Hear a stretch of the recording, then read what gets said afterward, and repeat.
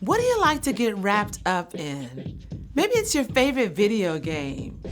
You're so lost in the game that when mom calls you for dinner, your hands are cramped up and you realize you didn't get your homework done. Or maybe you like to get wrapped up in a great book. You turn page after page, and when you reach the end, it's way past lights out. So you're gonna be so tired tomorrow. You can even get wrapped up in a package of Christmas cookies. You take one, and another, and one more, until all the chocolatey mint goodness turns into a stomach ache. Ooh! Any good thing can go wrong when you get a little too wrapped up in it. But there's one gift we can open over and over. One gift that will never be too much. At Christmas, we realize God's greatest gift to each one of us, God's Son, Jesus. In Jesus, every wrong is made right. In Jesus, every broken thing is made whole. You just cannot get too wrapped up in celebrating Jesus' amazing love for us. When you live every day with the joy and peace that comes from following Jesus, others can see God at work in you. That's why sharing God's gift of Jesus at Christmas is an amazing way to worship God with your life. Because worship is about more than just singing loud. It's all about living loud.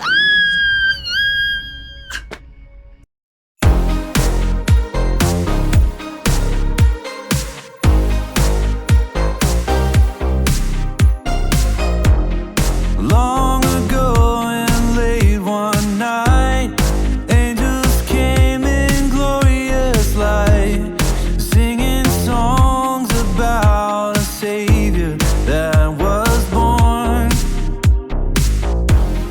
He came down from heaven above to bring us perfect peace and love, and things would change forever on that Christmas morn. No better news was ever told. God loved us so, so much. He gave us His only Son to save us. The angels sang, the shepherds saw, and wise men came to bow. God knew everything we needed, and so He sent us Jesus. The greatest gift in the world is with us now.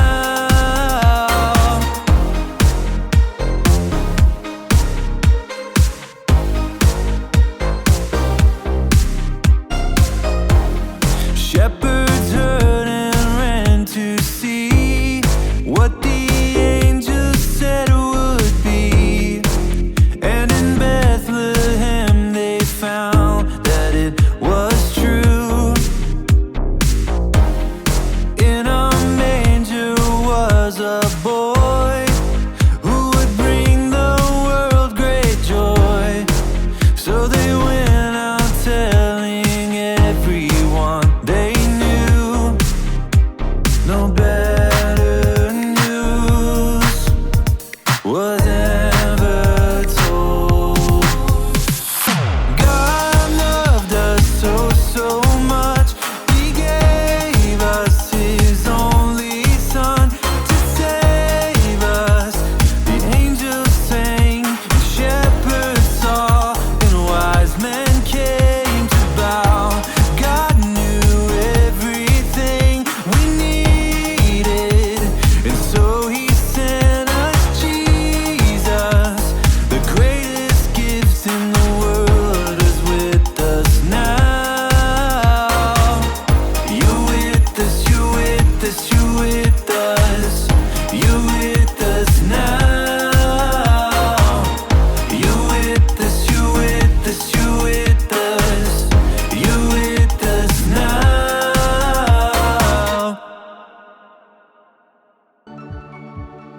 Welcome to Story Lab. This week, we're celebrating Christmas. While we take a look at the story of someone who recorded a big promise for us. Oh, and also, Look out for this.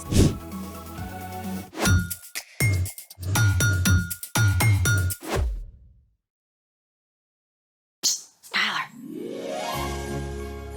Hey, I'm Skylar. And I'm Sebastian. We're talking about Christmas, which is celebrating Jesus, God's greatest gift. Gotta say, I think you got the decorations on point. Thank you. We're only missing one thing. A partridge in a pear tree? I can go get one. We need snow. Yeah, but it's 53 degrees and sunny. I've thought about that. We're gonna make our own snow. What do we need? The internet says that there are a lot of ways to do that. I say we should make our own recipe, then we can have a showdown. Or a snowdown. I see what you did there. I'm ready. Let's make it! For our first DIY snow, you just need 2 ingredients, cornstarch and lotion. Step 1, dump all the cornstarch in the bowl.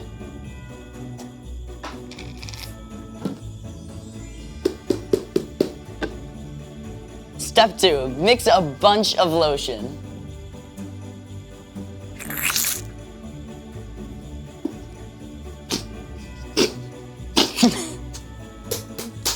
I think we got everything. Now listen closely, because the next part is extremely complex and technical. Just squish it. Wait, that's it? Yeah, I mean, you just have to mix it up for the perfect consistency for a big, fat snowball coming right at you. Ta-da! Not bad. It's snow good. But mine will be snow much better. For this next DIY snow, you're also only going to need 2 ingredients. Baking soda and shaving cream. First step, pour a box of baking soda into a bowl. Step 2, pour in the shaving cream. This is so satisfying, like cranking self-serve ice cream. With all the topping. Now, mix it up really well. This is gonna take like 2 or 3 minutes to get right, I think.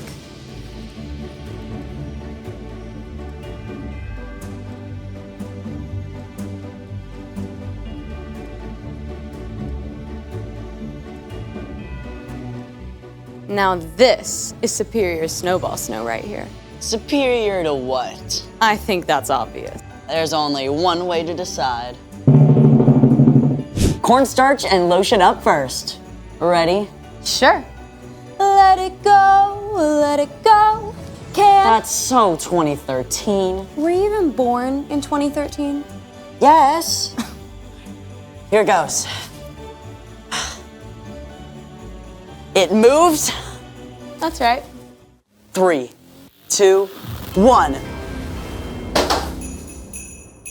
Ooh, let's see that again.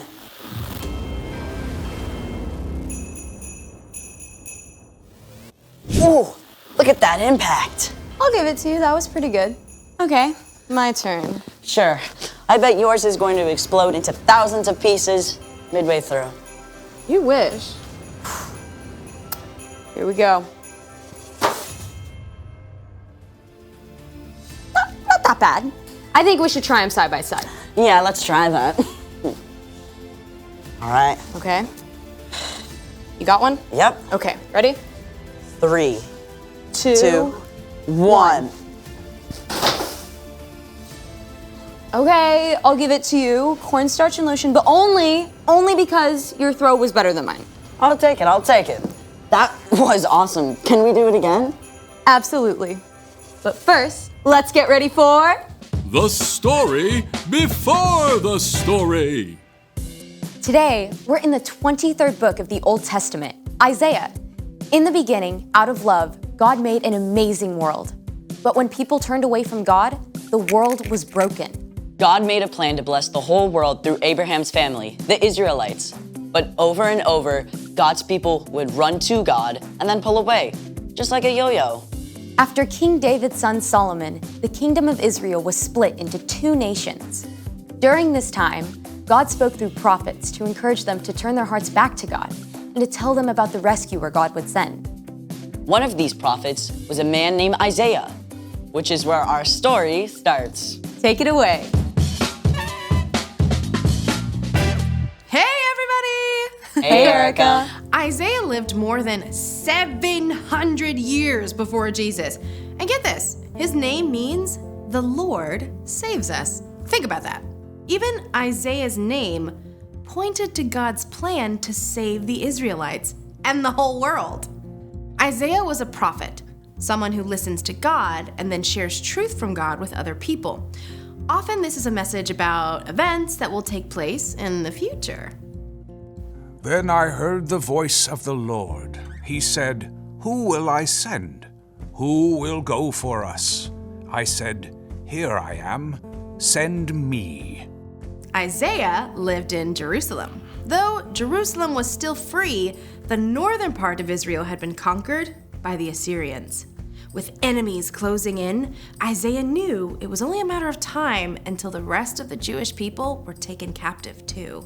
Isaiah served as an advisor to the king, but many of the messages that he shared also spoke about a time far into the future, a time when God would send someone to rescue God's people forever. The people who are living in darkness will see a great light.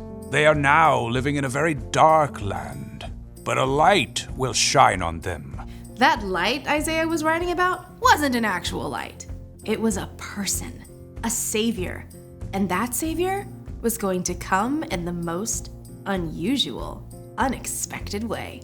A child will be born to us. A son will be given to us. He will rule over us, and he will be called Wonderful Advisor and Mighty God.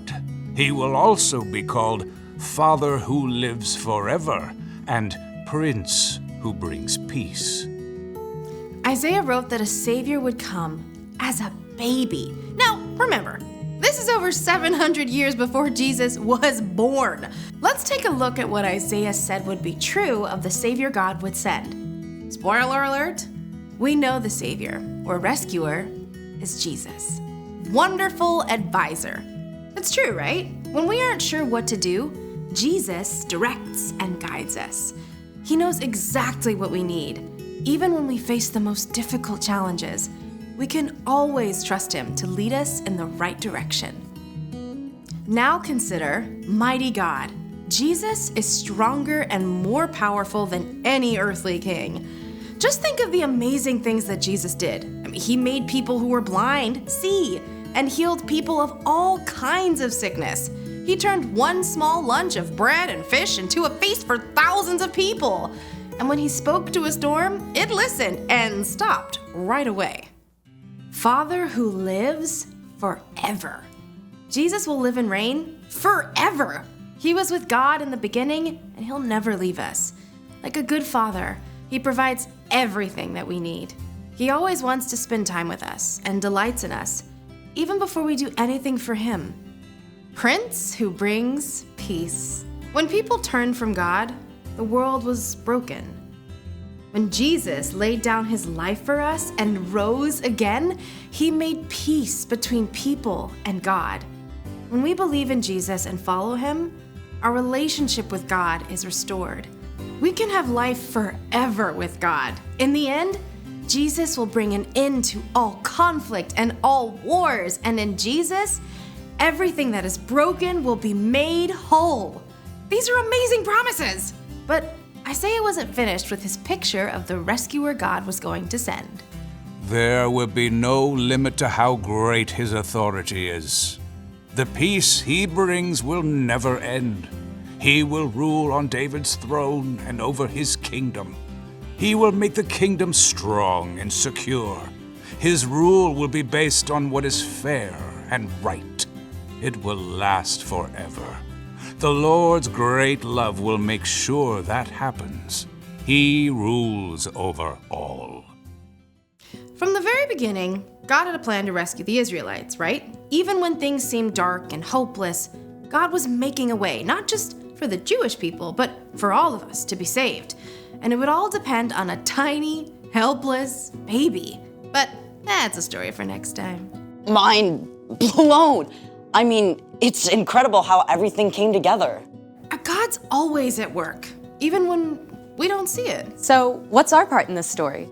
Glad you asked. Well, Just like for the Israelites during the time of Isaiah, things can look pretty dark. We hear about terrible things happening all over the world all the time. And there are probably some things going on in your own life that don't make sense either. Maybe your best friend is moving away, or your mom just lost her job and you can tell your parents are really worried. Yeah, or you might be like my friend, where she has a condition where she has to go into the hospital every month for treatment. It's tough, and none of these things seem to make sense. But even when you can't see the way forward, remember that Jesus is our wonderful advisor. Our mighty God and Father who reigns forever. Our Prince of Peace. Exactly, and you can trust that God has a plan, and that in the end, everything that's wrong and confusing will be made right. Now that's something to celebrate. For sure. I'll see y'all next time. Bye, Erica. So here's the thing. God always has a plan. I have a plan for the rest of this snow. Hey! Thanks for joining us in the Story Lab. See you next time.